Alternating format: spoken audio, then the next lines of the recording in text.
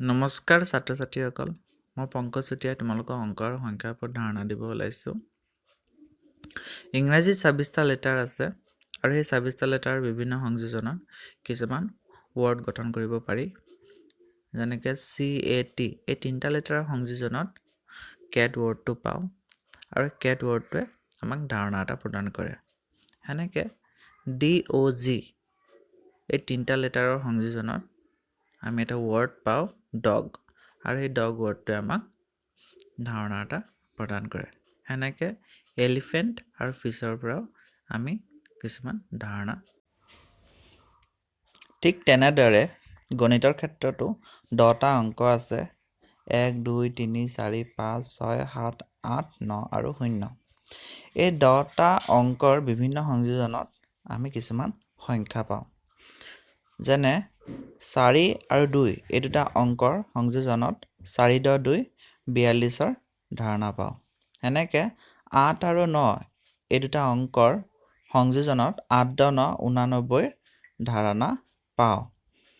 এনেকৈ 130 সংখ্যাটো 2015 সংখ্যাটোৰো ধাৰণা পোৱা যায়। এটা অংক বিশিষ্ট সংখ্যাসমূহ হ'ল 1 2 3 4 5 6 7 8 9। 10ৰ পৰা 99লৈ এই সংখ্যাবোৰ হ'ল দুটা অংক বিশিষ্ট সংখ্যা। 100ৰ পৰা 999লৈ এই সংখ্যাবোৰ হ'ল 3টা অংক বিশিষ্ট সংখ্যা।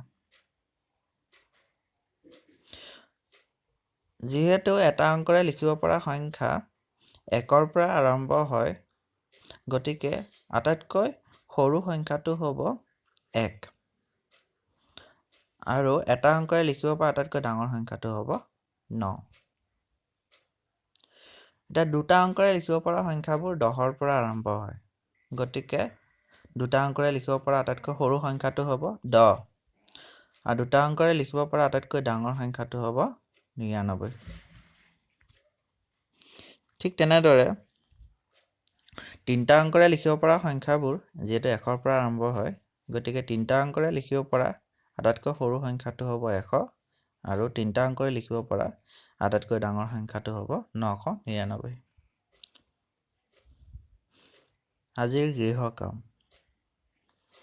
4টা অংকৰে গঠিত আটাইতকৈ সৰু আৰু আটাইতকৈ ডাঙৰ সংখ্যাটো লিখা।